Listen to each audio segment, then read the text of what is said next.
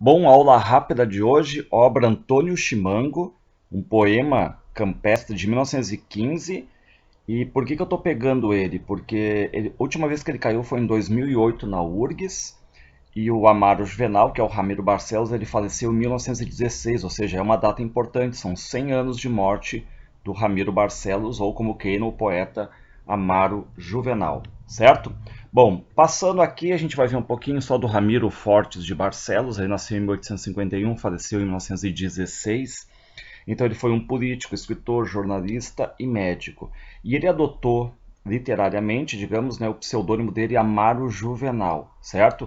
E ele teve picuinhas, brigas com o primo dele, que foi o Borges de Medeiros, que foi presidente do estado aqui do Rio Grande do Sul, durante 5 mandatos. Então ele vai fazer esse poema, que é um poema satírico contra o Borges de Medeiros. E só lembrando alguns poemas satíricos, uh, ou obras satíricas, né? Nós temos, por exemplo, os Cartas Chilenas do Tomás Antônio Gonzaga, lá do Arcadismo, e cuidar também a terceira parte do Policarpo Quaresma, que é contra o Floriano Peixoto, que também é um livro com termos satíricos ali, né? Bom, o que vai acontecer aqui? E, na verdade, essa sátira política ele é um poemeto campestre, e a gente já tem que ver, né? Poemeto, poema, certo? É em versos. E campestre não tem mundo urbano aqui, é só mundo regional. E é uma sátira política. Na verdade, o Borges de Medeiros, o Ramiro Barcelos fica muito indignado com uma carta que o Borges de Medeiros lança. E ele diz assim, ó: forçado absoluto repouso, em consequência da moléstia que ainda me retém ao leito, não expedi por isso o decreto marcando o dia da eleição senatorial, nem pela mesma razão vos comuniquei logo a propaganda improvisada por alguns díscolos. Díscolos é uma pessoa agressiva, mal educada, e pretensiosos, tendo à frente Ramiro Barcelos, sempre insaciável e incorrigível. E, só para ter uma ideia, o Ramiro Barcelos, que é citado nessa carta, né, chamado de mal educado, de agressivo, pretensioso, insaciável, incorrigível, ele não aceita isso aí e tudo mais, né, tirarem o nome dele da senatoria, digamos, e colocarem outro, e ele vai fazer então esse poema contra o Borges de Medeiros, tá? Então, se é um poema satírico, ele tem um alvo. O alvo é Borges de Medeiros. O Borges de Medeiros é o Antônio Chimango. Aí a gente vai ver vários nomes aparecendo e todos eles são basicamente pseudônimos, né? Antônio Chimango, Antônio Borges de Medeiros. Coronel Prates, o Júlio de Castilhos. Estância de São Pedro, Rio Grande do Sul. Aureliano, Aurélio Bittencourt. José Turuna, Pinheiro Machado. Nova Religião, Positivismo. Certo? Então a gente vai ver isso com o tempo agora dentro desse poema. É um poema longo, claro, né? Eu sintetizei aqui, mas a gente vai ver essas pessoas sendo citadas aqui. Então, quando aparecer, eu vou estar sempre dizendo: o Antônio Chimango, cuidar, é o Borges de Medeiros. O Prates é o Júlio de Castilhos, a Estância de São Pedro, Rio Grande do Sul. E esse poema também ele adota o estilo do Martim Fierro, que foi um poema também do escritor argentino José Hernandes, que já trazia a figura do gaúcho aí. Bom, o aspecto formal ele tem 213 sextílias, ou seja, 213 estrofes de 6 versos, totalizando 1278 versos. Não é tão longo que nem o Gota d'Água, tem quase 4.000 versos, nem tão extenso quanto os 8.816 versos dos Lusíadas, tá? Mas tem 1278 versos. Todas as estrofes são de 6 versos e os versos são de 7 sílabas, a redondilha maior, ou os heptassílabos, tá? Botei aqui uma pequena metrificação. Quem quiser saber mais de metrificação, tem um vídeo lá no canal somente de metrificação. Em quantas partes ele é dividido? Em 5 partes, mas não há o termo partes. Ele usa rondas. Ronda é a famosa vigília do gado, né? Então ele usa até um termo gauchesco aqui para fazer essa divisão. Nós teremos duas grandes vozes narrativas aqui. Uma voz que a gente vai estar sempre vendo que está em itálico, todas as palavras estão em itálico, que seria do poeta, do eu lírico. E a outra sem itálico, que é quando o tio Lautério assume a narrativa. Ele pega o instrumento dele, né, um instrumento, mas na linguagem gauchesca vira instrumento, que é o bandoneon, uma espécie de sanfona ali, né? E vai cantar a história triste do Antônio Chimango, tá? E cuidar que a linguagem está repleta de termos gauchescos, uma proximidade com Simões Lopes Neto aqui, que também, cuidado, né? Faleceu em 1916, dois gaúchos que usam muito desses termos gauchescos, falecidos em 1916, ou seja, 100 anos de morte, tá? Bom, Então, lembrando, né, que naquela carta do Borges de Medeiros, ele coloca insaciável e incorrigível, eu botei negrito ali. E na abertura do livro, qual é a oferta que faz o Amaro Juvenal? Ele diz ao Rio Grande, velho gaúcho, insaciável, reparem usando a mesma palavra, né? De fazer aos mandões guerra, nestas páginas encerra por um pendor invencível seu amor incorrigível às tradições desta terra. Então aqui na abertura, né, nessa oferta, já o Amaro Juvenal já diz que vai fazer guerra aos mandões, no caso Borges de Medeiros aqui, né, mas mantendo o que? As tradições do Rio Grande do Sul. Por isso, marcando o que? As rondas, as vigílias, o mundo campeiro, o vocabulário. Bom, na primeira ronda aqui, os tropeiros apartaram a tropa, eles estão reunidos, fazem o fogo pro chimarrão, começam a fazer o churrasco, ou seja, aqui a gente já enfatiza a comida, a bebida dos gaúchos, no caso dos tropeiros, a gente está no mundo regional, a questão do cuidado com os animais, aí eles vão fazendo um serão, conversa vai, conversa vem, até que vem um piá bem taludo, né, um rapaz bem já crescido, segundo o poema, e que vai propor algo, o quê? Um piá já bem taludo, no ponto de assentar praça, disse anssim meio por graça: isto é ronda relambória, quem quer contar uma história por um trago de cachaça?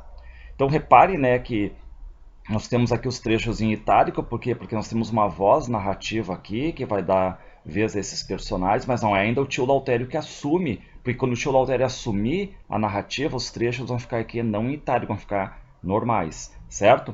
E aí esse que de repente surge o tio Lautério, que é um mulato muito velho, né, que aceita o desafio. Detalhe, esse tio Lautério, nós podemos fazer uma aproximação com Blau Nunes, dos Simões Lopes Neto, dos Contos Gauchescos, e com o Fandango do Continente. E puxando o barbicacho, pondo o chapéu para a nuca, como quem sente a mutuca, levantou-se o tio Lautério, mulato muito velho, cria de Dona Maruca. Foi logo direito aos troços, trouxe de lá o instrumento, ficou pensando um momento e se aprumando direito, Lautério abriu o peito e assim cantou ao relento. Então reparem aqui, né? Nós temos essas duas grandes vozes, a do eu lírico e agora vai vir a do tio Lautério, tá? E esse recurso que ele faz para ficar mais visível é quando o eu lírico fala botar em itálico e quando o tio Lautério fala fica normal. Repare então, né? É um recurso bem legal aqui que ele tem. Agora, quando o tio Lautério vai falar, repare, né, que nós temos aqui a questão normal. Para lhes contar a vida, saco da mala o bandônio, o instrumento, né? A vida de um tal Antônio Chimango, por sobrenome, magro como lobisomem, mesquinho como demônio. Reparem do lado a foto ali do Borges de Medeiros, né, que vai ser referido aqui como Antônio Chimango, tá? E outro detalhe que nós vamos cuidar. No final aqui eu vou botar algumas questões de vestibular que já caíram sobre o Antônio Chimango, mas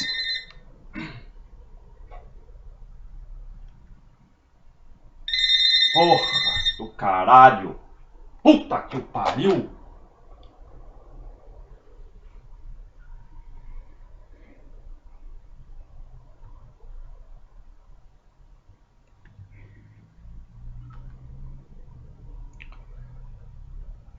Bom, então começa a primeira ronda, aí nós temos o que? A vida do campo, a tropa, os tropeiros reunidos, o mundo, os animais, o gado, eles fazem um fogo pro chimarrão ali, os tropeiros, vai rolar churrasco, ou seja, aqui nós já temos enfatizando a comida, a bebida dos gaúchos, no caso dos tropeiros.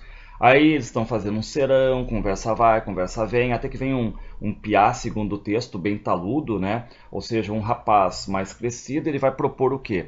Um piá já bem taludo no ponto de assentar praça disse anssim meio por graça: isto é ronda relambória, quem quer contar uma história por um trago de cachaça? Ou seja, olha a troca que ele quer fazer, né? Quem quer contar uma grande história por um trago de cachaça, certo?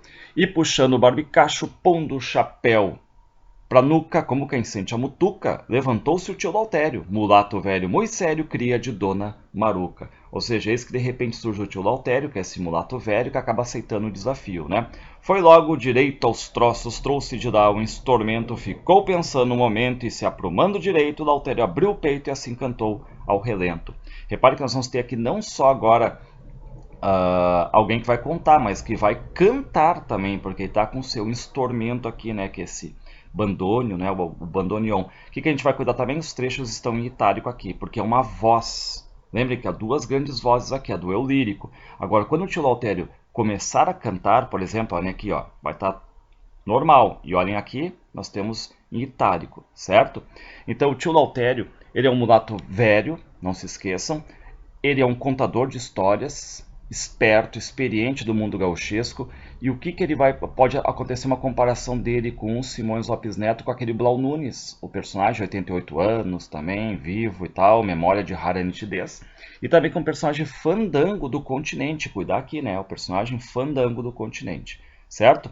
Bom, vamos então ver o que o tio Lautério vai falar. E ele vai dizer, ó: para lhes contar a vida, saco da mala o bandônio, o meu instrumento, a vida de um tal Antônio Chimango. Antônio Chimango sempre se refere a Borges de Medeiros, fotinho do lado, ó.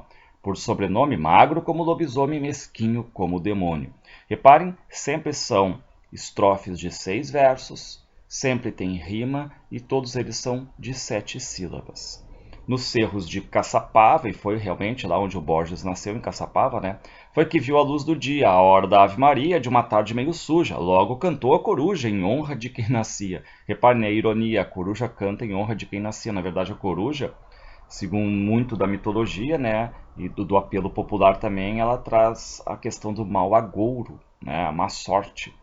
Veio ao mundo tão flaquito, tão esmirrado e xoxinho, que ao finado seu padrinho disse espantada a comadre: Virgem do céu, santo padre, isso é gente ou passarinho? Então aí reparem, né, aquela questão toda envolvendo a ironia do nascimento, né? E aí dão para ele de chupeta, né, um pedaço de marmelada. E só que assim, logo que ele tá com essa marmelada fazendo de chupeta, as moscas já começam a rondar o doce, né? Enfim, ele vai sendo cercado de moscas. E aí já vem uma ironia, uma espécie de antecipação do que vai acontecer, ó. Com aquele doce nos queixos, acudiu logo o mosquedo. Foi aprendendo bem cedo que quem tem doce para dar, fica logo popular. Todo mundo aponta o dedo. Reparem, né, aquela questão da ironia do poder aqui, tá? Ainda aos 3 anos mamava e só dizia, teteia, numa magreza muito feia, quase como se assumir. Para dar um passo ou subir era só por mão alheia. Ou seja, aqui, né, até lembra um pouco depois o Macunaíma, né, enfim, ai que preguiça, né, o Macunaíma é lá de 28, né, depois. Mas aqui a questão dele de que para dar um passo ou subir era só por mão alheia, ele vai ser sempre aqui, algo dependente, né? E aí ele vai crescendo, cheio de manhas, mimado, com lombrigas. Aí vem uma tropa de ciganos, acampa ali por perto. Aí vem uma cigana que quer tirar a sorte do chimango, né? Ela exige lá um lampião, um candeeiro, luz, água, mas principalmente ela quer dinheiro, né? Porque ela diz que não faz nada de graça. E ela já vai dizendo ali a situação de todo mundo, né? As meninas lhes dizia coisas de seus namorados, as velhas de seus pecados, cometidos noutras eras, no bamborral das taperas ou no fundo dos cercados, ou seja, nesses ambientes ali, né, do campo e tudo mais. Bom, chegada a vez do Chimango, do Antônio Chimango, deu a mãozinha com medo, e ela, assim, meio em segredo, numa língua atravessada, dando uma grande risada, disse apontando com o dedo: Vira-bosta é preguiçoso. Vira-bosta é aquele passarinho ali. Mas velhaco passarinho, para não fazer o seu ninho, se aposta do ninho alheio. Este há de, segundo creio, seguir o mesmo caminho. Reparem com que comparação nós temos aqui, né, com o vira-bosta. Vira-bosta, ele é um parasita hospedeiro, acho que nesse sentido, porque ele usa o ninho de outros passarinhos para colocar os seus ovos, né? Então ele é um dependente também, um parasita, né? Cobra é bicho traiçoeiro, guaraxaim disfarçado, quando se sente pegado, deita e se finge de morto. Matreiro é o novilho torto, que se esconde no banhado. Então a comparação aqui com o mundo gauchesco, né, com animais que são velhacos, são, enfim, né, traiçoeiros. Bom, ninguém se fie, portanto, neste tambeiro mansinho, e digo porque adivinho e percebo muito bem na linha torta que tem perto do dedo minguinho, tá? Então aqui a cigana já diz, ó, ninguém confie nesse menino aí, que isso aí vai dar trabalho, né? Vai ser traiçoeiro, tá? Então aqui nós temos a crítica já, direto, né? Enfim, ironia total para cima do Borges de Medeiros quando nasce, quando é criança. Bom, aí nós temos a segunda ronda, e aí de novo a gente volta em itálico para o mundo campeiro, né, onde está vivendo o tio Lautério com seus parceiros de tropa ali, né? E, enfim, o gado vai pastando, nós temos a vigília, a ronda dos tropeiros, né? Aqui nós vamos ter um pouco da lida do campo, dessa vida do tropeiro. Ó, ninguém lamente o tropeiro porque leva a vida ingrata. Se na lida se maltrata, tem muita compensação. Tropa mansa, bom rincão, ronda com luar de prata. Ou seja, nós temos aqui coisas boas também, né? Às vezes tem tropa mansa, um bom lugar para dormir, ronda com luar de prata, natureza belíssima aqui, tá? E aí o pessoal vai chegando, vai ter churrasco, chimarrão, noite bonita, tempo bom. Mas aí chega aquele piá, bem taludo, né? Aquele do desafio com o tio Lautério, e também vem o tio Lautério. Vinha chegando o Lautério e apeou-se do lubuno, do cavalo. Chegue-se, velho toruno, foi gritando o Piazotti. Repare que o Piazotti é bem ousado, né? Eu não gosto de dichote, nem sou matungo reiuno. Não se apotre, amigo velho, que eu não sou o índio do mato, e não é qualquer mulato que me governa no mais. Só me manda o capataz, não peão velho barato. Reparem que esse uh, piá, ele é bem ousado, né? Enfim, e aí o Lautério manda ele cuidar da obrigação dele, tá? Mas ele não gosta, né? E acaba desafiando o Lautério. E aí o Lautério vai responder, né? Índio, tu não me conheces, fedelho não me dá tombo. Te está comichando o lombo, mas não penses que este velho não pode meter-se o relho como em negro de quilombo. E aí vai começar o tumulto, a briga e tal, mas o pessoal aparta, os dois se afastam, né? O Piá, esse aí e o tio Lautério. E o Lautério vai continuar a história do Chimango. O caboclo, né, o piá bem taludo, foi pra ronda devagar e resmungando, e o Lautério se acalmando. Dar num guri não é glória. Vamos continuar a história que ontem lhes vinha contando. E reparem agora, né, quando ele vai assumir a narrativa, vocês vão ver o que? Não tem mais a questão do itálico, agora é o tio Lautério falando. Aí ele diz, ó, diz que o Chimango foi crescendo, sempre covarde, né, com medo de tudo. E no meio da gorizada, quando brincava de laço, era o Chimango palhaço. Nunca acertava um piado e se montava a cavalo não troteava, era no passo. Então sempre criando ele bem covarde aqui, né? E o Chimango tá sempre com doença, dor de barriga, tosse, catapora. Diz que era fome canina que o rapazinho sofria, por isso, num certo dia, foi levado na garupa um baiano, um tal chalupa, que aplicava mão patia. E aí esse baiano, né, esse tal de chalupa aí, diz que o chimango tem solitária, tem lombriga e vai dar a solução. Um bicho que dá na tripa, com parecência de cobra, comprido e cheio de dobra, com muita escaminha branca, que de vereda se arranca dando semente de abóbora. Ou seja, tomar semente, comer semente de abóbora, né, vai sair a solitária. Uma semana depois, digamos, né, de ter tomado a semente, o diabrete, né, que é o chimango, muito contente, saiu lá de trás do forno, trazendo dentro de um corno que o fazia doente, que era essa solitária, essa lombriga, né? Bom, e assim como um cadarço, vocês nem fazem ideia, tinha 6 braças e meia e mais 2 parmos e pico. Na minha vida, chomico, nunca vi coisa mais feia. E continua a rebaixar o chimango, né? Bom, aí o chimango, ele vai para uma escola, né, nessa estância aí de São Pedro, que metaforicamente é o Rio Grande do Sul, né, a estância de São Pedro. Tem uma escola, tem um professor ali, né, sempre borracho, sempre bêbado, que está ensinando a cartilha, o abecedário, né? E aí é legal isso aqui, ó, porque ele diz assim, ó, como é que ele ensina? Este é o A, primeira letra, que conhecer muito importa. Veja bem que não é torta, é a primeira que se ataca. Tem um feitio de barraca com um pau cruzado na porta. Legal ensinamento, bem didático aqui, né? Aí ele vai falar do B, né? Esta é B, tem 2 mamulos, e para nunca esquecê-los, lembre-se de um peçoeiro na garupa atravessado, um bolso para cada lado e um travessão para sustê-lo. Reparem aqui, né, a questão do B. O B é comparado com o que mesmo, como diz ali, ó, um peçoelo, né, na garupa atravessada do cavalo. Peçoelo é essa bolsa que fica de um lado para outro no cavalo, né? Ele vai dizer um bolso para cada lado e um travessão para sustê-lo, né? É o B. Menino, preste atenção, não se põe a olhar para a rua, que eu meto já na cafua. Cafua é o lugar onde ficavam, né, os alunos ali. Entende, vossa mercê? Esta outra letra é o C. A forma é de meia-lua. Então assim ele vai ensinando, né? Até aqui lembra um pouco aquele batalhão de letras do Mário Quintana, que teve até aquela discussão do Mário Quintana que botou a definição do X, dizendo, né, com X se escreve xícara, com X se escreve xixi. Não faça xixi na xícara, o que hão de pensar de ti, né, o que hão dizer de ti, e tudo mais. Então aqui esse abecedário de forma poética, né? Bom, levou tempos o chimango ruim como a carne de pá para sair do beabá e chegar ao A e Mião. Não era por vadiação, a cabeça que era má. Então não é inteligente aqui, né? E já estava apontando o buço, o bigode, já começava a falar grosso. Foi na escola um alvoroço que o Chimango ficou tonto quando o mestre o deu por pronto por estar ficando um moço. Reparem, né, que o mestre vai passar, vai dizer, ó, não precisa mais vir na escola, não exatamente porque ele tem inteligência, mas sim por idade, né? Tá ficando moço aí. A gente vai para a terceira ronda agora, e aí o tempo começa a mudar, vem o vento, o temporal começa a se armar, né? E diz ali, o temporal era certo. Quem isto não sabe, quem isto sabe não erra. Reparem que a gente está aqui agora com itálico, não é mais o tio Lautério que está falando. Um cheirinho ansim de terra que vem lá de não sei onde avisa que não se ronde, mas que busque uma enserra. Ou seja, aquele cheirinho do temporal e tal, dizendo, ó, não é para andar, é para se abrigar. Aí eles vão fazer o quê, né? Até os animais eles começam a se arrastar e tal, mais lentos, porque eles pressentem o temporal, não é para andar, é para se, né, agrupar aí. E aí o que vai acontecer é que o capataz vai até um homem lá procurar abrigo na estância dele e tal, pergunta se não tem como, tá?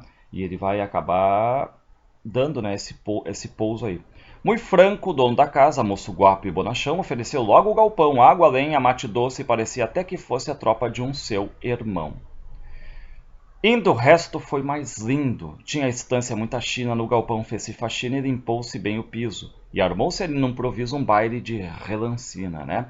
Baile de relancina é esse baile de improviso aí, e aí muito comum no Rio Grande do Sul.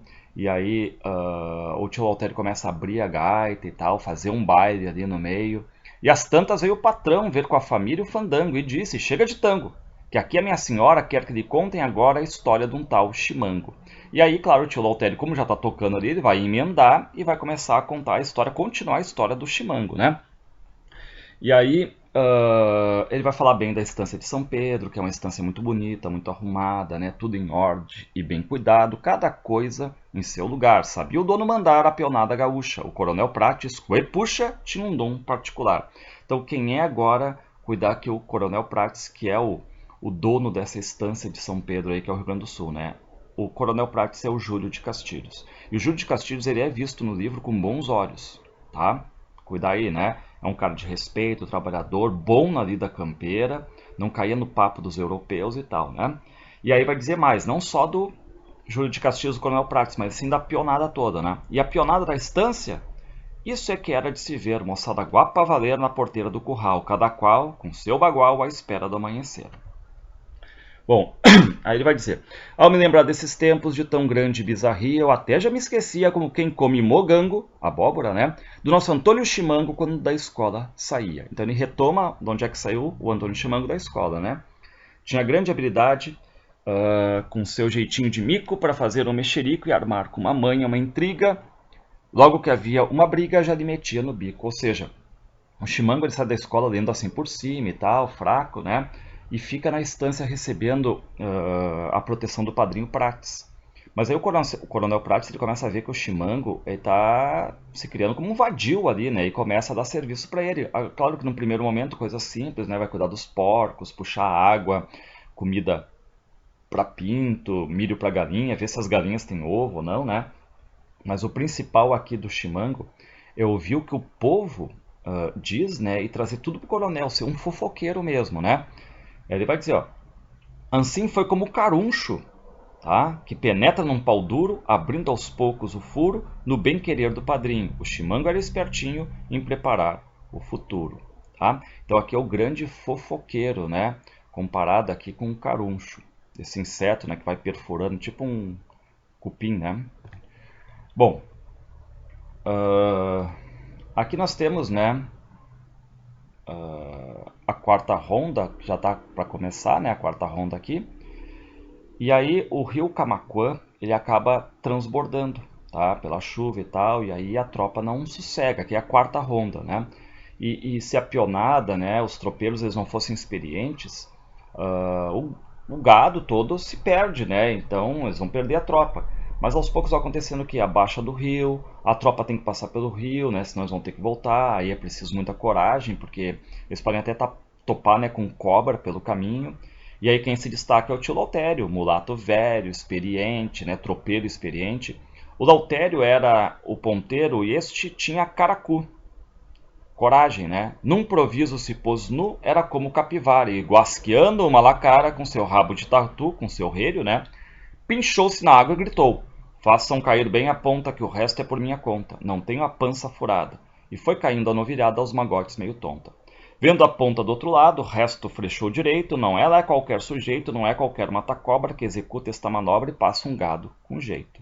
Ou seja, a experiência aqui, na verdade, do nosso tio Lautério, né?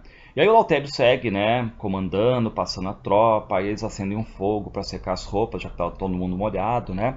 A noite ficou bonita, a lua vinha nascendo, e Lautério foi dizendo: amigos, este lar dá saudades de cantar, e eu canto desde que me entendam. Ou seja, aqui, né, ele vai voltar a contar a história do Chimango, certo? E sempre isso aí, nós temos a lida do campo, a pausa, e aí vem o Lautério contar. De novo, né, termina em algum momento da idade do Chimango, tem a lida do campo de novo e volta ele a narrar a lida do campo. Ou às vezes alguém provoca ele para contar, para continuar a história, né? E ele vai dizer que aos poucos o Chimango foi ganhando espaço na estância, né? Era o queridinho, o mimoso da estância, todos reparavam nisso. Parecia até feitiço aquela predileção. Tão grande era a proteção que recebia o magriço. E o Coronel Prates ele vai ficar ao mesmo tempo, né? Vai ficando velho e ele quer um substituto. E com o tempo o Coronel Prates, o Júlio de Castilhos, se foi sentindo pesado. Tinha muito trabalhado naquela vida campestre, onde ele, com mão de mestre, tinha tudo preparado. Então, aí o que ele vai fazer, né? Um dia chamou o Chimango e disse: escuta, rapaz, vai ser o meu capataz. Mas tem uma condição: as rédeas da minha mão governando por detrás. Ou seja, ele escolhe o Chimango, mas detalhe, não escolhe pela competência do Chimango, sim pela incompetência, certo? Porque ele vai ser um laranja, na verdade, ali, né? Quem vai mandar é o Coronel Prates, mas quem faz as vezes ali, bota a cara, vai ser o Antônio Chimango. Total ironia aqui, né? Sei que tu és maturrango, ou seja, o que é o maturrango? Tá ali do lado, ó, não entende do serviço do campo, né? Da lida do campo. Tu é incompetente.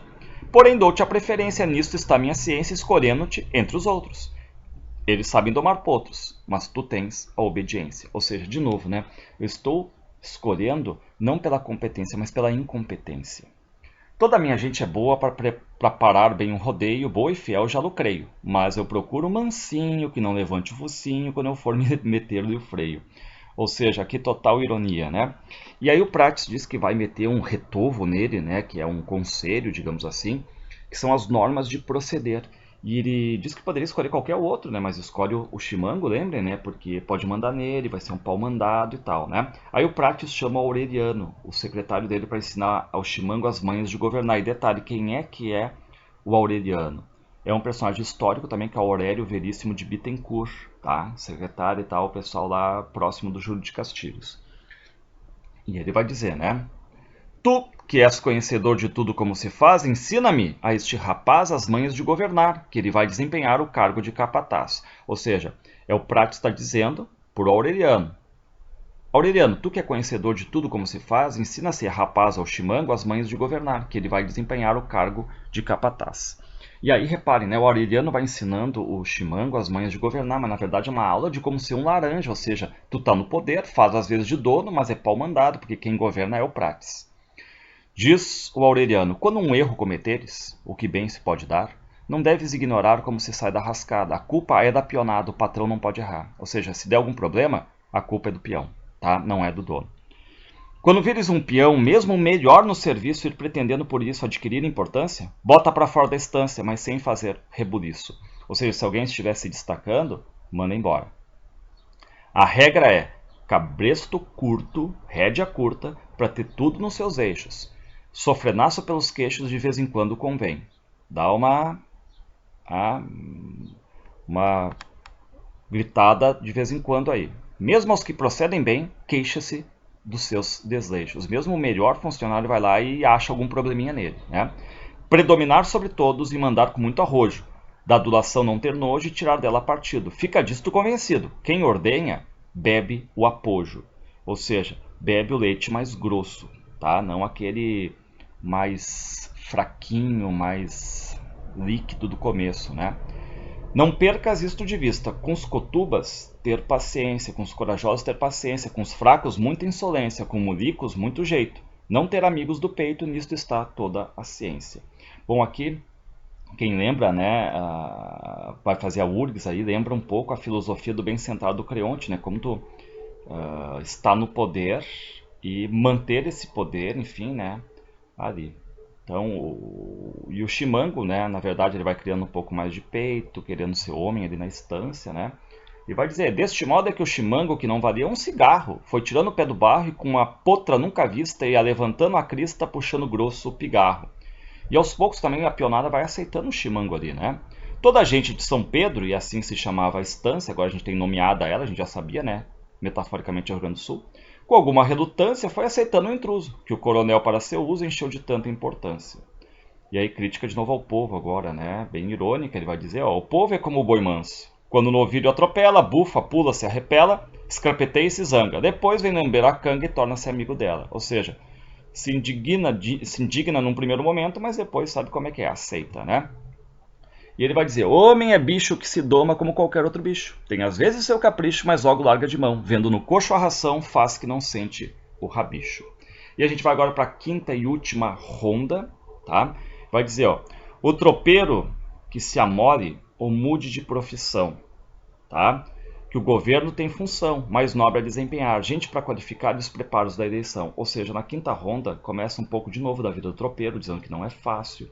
Aí vem a noite, de repente a tropa se desgarra, dispara toda, né, a mil ali. E como vai dizer o eu lírico, dizendo que amigos é coisa feia, né? Quando, digamos assim, uma tropa dispara, né? Porque é difícil reunir tudo de novo, campo aberto, aquela coisa toda, né? E aí nas trevas da negra noite o gaúcho destemido corre, seguindo o ruído sem medo ou temor da morte, e vai sem rumo e sem norte, guiado só pelo ouvido. E aí pela manhã chegam todos, né, com essa tropa desgarrada, mas ainda faltam alguns animais. Aí chegou o tio Lautério, pergunta quanto de gado falta. Aí uns dizem, faltam uns 30. E o Lautério diz, então eu tô trazendo uns 30.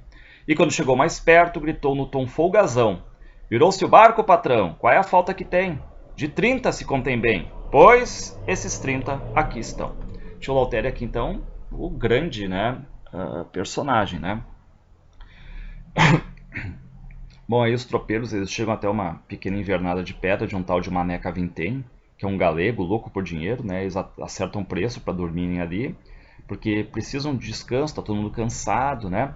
O tal dono da invernada tinha também um boliche, negocinho muito miche, fumo, cachaça e mais nada, e de noite a pionada veio ali de ponto fixe. Disse um, isto está muito triste com ares de cemitério. Não é para jogar o sério, nem para rezar por defuntos, que nós aqui estamos juntos. Que lhe parece, Lautério? E aí, o Lautério ele acaba, né, retomando a história, né? Ele vai dizer, um dia assim, de repente, essa notícia correu. O coronel Prates morreu. E aí a muitos custava crer como havia de morrer se ele nunca adoeceu.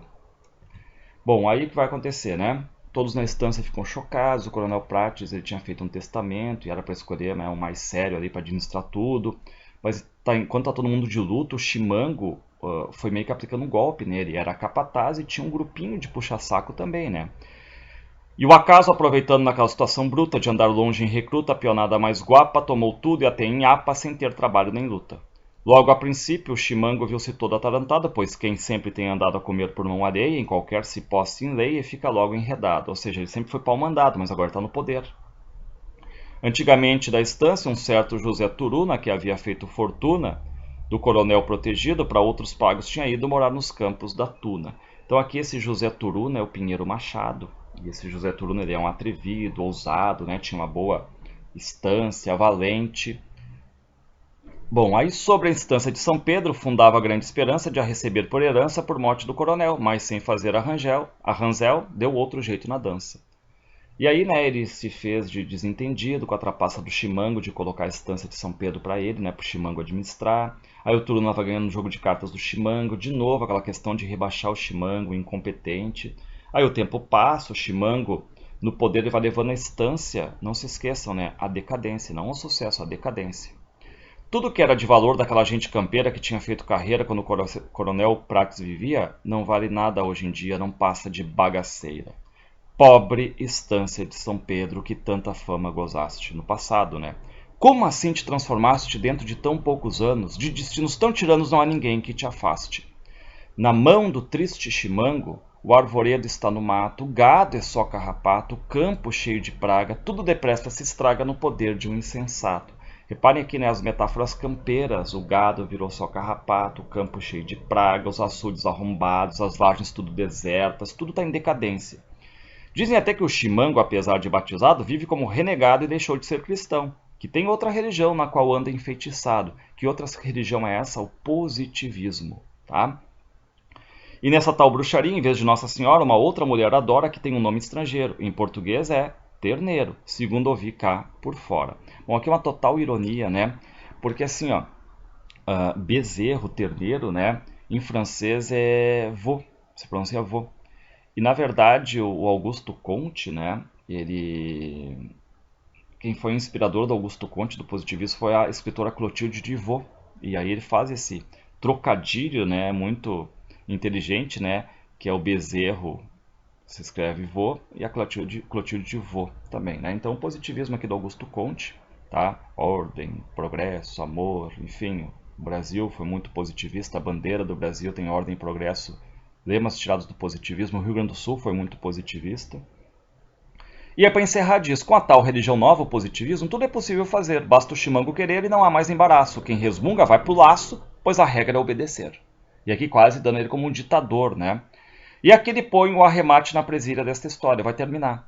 Quem um outro tem a vitória de cantar em algum fandango mais que fez o chimango para levar em São Pedro a glória. E assim termina, tá? Essa sátira política, lembrando, um poemeto campestre, uma sátira política, 213 cestírias, 1278 versos, estrofes de 6 versos de 7 sílabas, 5 rondas, 2 grandes vozes narrativas, uma que está em itárico, que é do poeta do Eulírico, e outra sem itárico, que é o grande personagem Tio Lautério, mulato velho, experiente, a linguagem com termos gauchescos. Quem é Antônio Chimango? Borges de Medeiros. Quem é o Coronel Prates? Júlio de Castilhos, que morre e deixa o poder para Antônio Chimango Borges. A estância de São Pedro é o Rio Grande do Sul. O Aureliano é o Aurélio Bittencourt, José Turuno Pinheiro Machado e a nova religião, o positivismo, certo? E aqui eu botei algumas considerações de questões que caíram na URGS, tá? Em 2001, naquela 1, 2, 3, eu só botei o número 1, considera as afirmações abaixo sobre o regionalismo do início do século XX. O poema Antônio Chimango, de Amaro Juvenal, é uma sátira cortante, cujo alvo é o chefe político sul-riograndense Borges de Medeiros, verdadeiro. Em 2013 diz assim, ó, leia os versos abaixo extraídos do poema satírico Antônio Chimango de Amaro Juvenal. Pobre estância de São Pedro, lembra a pobre Rio Grande do Sul que tanta fama gozaste no passado. Como assim te transformaste dentro de tão poucos anos, na mão do Chimango? De destinos tão tiranos não há ninguém que te afaste. Na mão do triste Borges de Medeiros o arvoredo está no mato, o gado é só carrapato, o campo cheio de pragas, metáforas campeiras de decadência. Tudo depressa se estraga no poder de um insensato, um cara que não pensa. Assinale a alternativa incorreta sobre esses versos. O poema satiriza a figura de Borges de Medeiros, sim, aqui referido como Chimango, sim, Antônio Chimango, que governou o Rio Grande do Sul de 1903 a 1928, sim, 5 mandatos, tá? Cuidado também aqui que é uma pergunta também muito da questão de história, mais política. O autor dos versos, o Ramiro Barcelos, na voz de Amaro Juvenal, pseudônimo, é adversário político do governador Borges de Medeiros, sim. O texto é motivado por isso, né? Os versos detalham a posição entre campo e cidade, descrevendo a destruição da estância de São Pedro. Não tem detalhamento entre posição entre campo e cidade, é um poemeto campestre, é só campo. Então essa está incorreta já, né? Nos 2 primeiros versos, o poeta refere-se nostalgicamente ao passado de glórias do Rio Grande do Sul, que tanta fama gozaste. É verdade, né? Os versos 7 a 12 expressam por meio de metáforas campeiras a incompetência e a inabilidade do Chimango para governar o estado. Verdade, né? O gado só carrapato, o campo cheio de praga. Então, cuidar aí, não tem campo e cidade, é um poemeto campestre. Aí em 2008, a última vez que caiu, apareceu assim, ó, considere as afirmações abaixo com relação ao poema Antônio Chimango de Amaro Juvenal. Ele ridiculariza o poema através do personagem Antônio Chimango, presidente do estado Borges de Medeiros. Verdade simples. Ele atribui a Júlio de Castilhos o papel do Coronel Prates, verdade, o último administrador democrata da estância de São Pedro capaz de herdar o poder de Borges de Medeiros. Falso. Quem é que herda poder de quem? Borges herda do Coronel Prates, a 2 está falso. Ele apresenta Aureliano, espécie de secretário do Coronel Prates, como responsável por ensinar ao Chimango as manhas de governar. Verdadeiro, apenas 1 e 3. Em 2013, na questão de história, apareceu assim, ó. Leia os versos abaixo referentes à conjuntura de contestação do domínio do Partido Republicano Rio-Grandense no governo do Rio Grande do Sul. Veio ao mundo tão flaquito, tão esmirrado e xoxinho, disse espantada a comadre, Virgem do céu, santo padre, isto é gente ou passarinho? Tinha já mudado os dentes e andava de camisola. O chimango, um tramanzola, molhava à noite o pelego. Tinha medo de morcego, corria vendo pistola. No meio da gurizada, quando brincava de laço, era o chimango palhaço, nunca acertava pialo e se montava a cavalo não troteava, era no passo. Aí tem a fontezinha, a fonte, né, dizendo que foi tirado do Amaro Juvenal e tal. Esses versos, publicados por Ramiro Barcelos, influenciaram a designação de chimangos aplicada a um grupo político identificado com a... E lembrando, né, o poema é de 1915. Revolução Farroupilha, tá? Revolução Federalista de 1893, Revolta da Armada, Revolução de 1923 ou Revolta de Canudos aqui, tá? Então aí, aplicada, né? Então, posteriormente ao livro, não pode ser a Revolução Farroupilha, nem a Federalista de 1893, nem a da Armada de 1893, nem a de Canudos de 1896 ou 97, tá? Então fica sendo a Revolução de 1923, tá? Que é uma história. E é isso aí então, o poemeto campestre Antônio Chimango.